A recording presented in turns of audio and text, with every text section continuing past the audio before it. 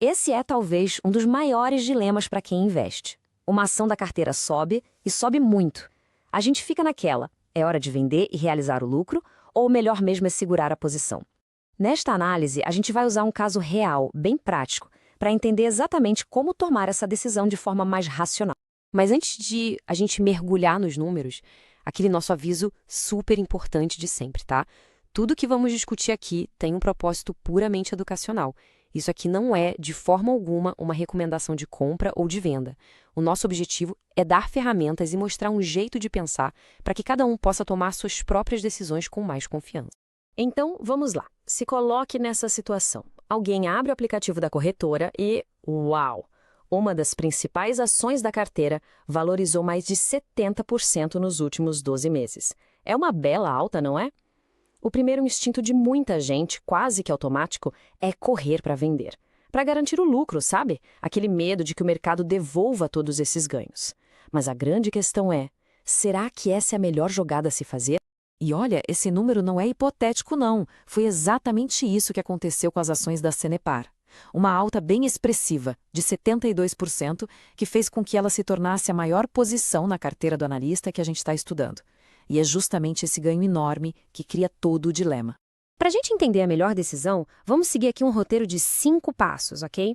A gente começa com o dilema do investidor, passa por uma análise superficial e depois uma mais profunda. Vamos conhecer uma regra de ouro sobre o que fazer com as ações vencedoras, entender a mágica dos juros compostos e lá no final aplicar essa lógica toda a outros tipos de ações. Beleza, vamos mergulhar fundo nisso. Nosso estudo de caso aqui é a Sanepar. Depois de vários aportes quando a ação era considerada barata e com essa valorização recente de mais de 70%, ela virou a principal posição da carteira. A pergunta que não quer calar agora é, com a ação num patamar bem mais alto, o que fazer? Vende, segura, compra mais? Bom, a primeira parada de muitos investidores é a análise de múltiplos. Sabe, aquela forma rápida de tentar ver se uma ação está cara ou barata. É um bom ponto de partida, sem dúvida. Mas, como a gente vai ver, parar por aí pode ser um erro que custa bem caro no longo prazo. Vamos pegar um indicador clássico, o preço sobre valor patrimonial, o famoso P sobre VP. Ele basicamente compara o valor de mercado da empresa com o patrimônio que ela tem de fato. No caso da Sanepar, historicamente, a média dela era negociar com um P sobre VP de 0,83, ou seja, com um desconto em relação ao seu patrimônio. Hoje, ela negocia a 1,11, um prêmio de 11%. Uma análise mais apressada, mais superficial, gritaria: opa, tá acima da média, ficou cara, é hora de vender. E aqui está o ponto central. Essa conclusão é automática? Se está acima da média, tem que vender? A resposta, na esmagadora maioria das vezes, é não. Definitivamente não. Tomar decisões importantes, como vender uma posição, com base só em um múltiplo que passou da sua média histórica, pode fazer com que a pessoa deixe muito, mas muito dinheiro na mesa. É preciso ir bem mais fundo que isso.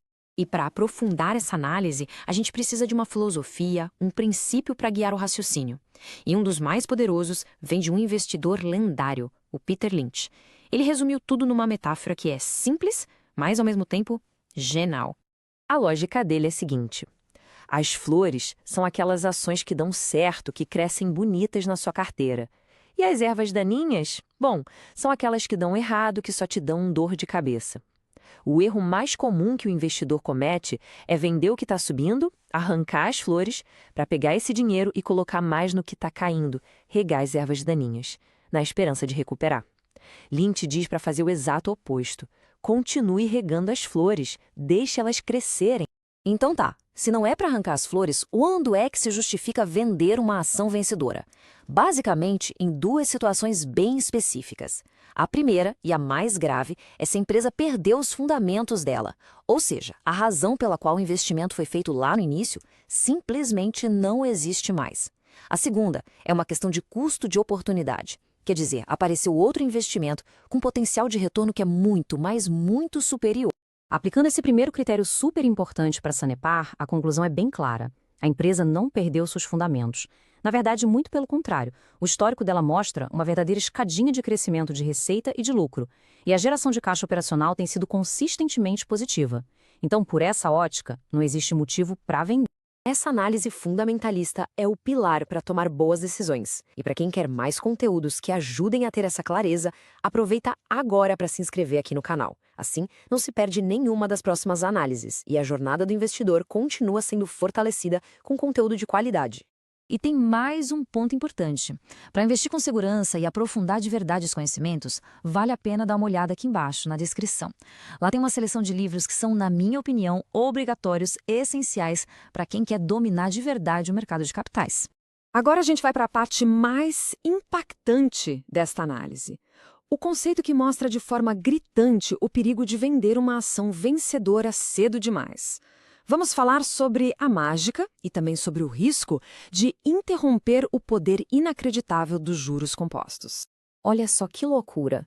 Olhando o retorno acumulado da Sanepar em 10 anos, mas isso antes dessa alta mais recente de 25%, o número já era de cair o queixo, cerca de 840%.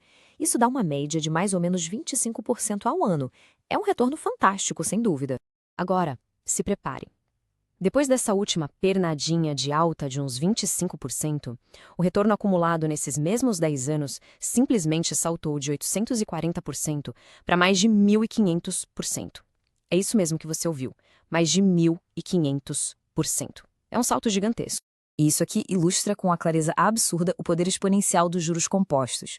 Uma alta recente de 25% foi capaz de quase dobrar o retorno total de uma década inteira de investimento. É por isso que dizem que Einstein chamava os juros compostos de a oitava maravilha do mundo. É uma força tão poderosa que a nossa mente nem consegue intuir direito. Vender antes dessa última alta significaria ter deixado quase metade do retorno total na mesa. Pensa nisso.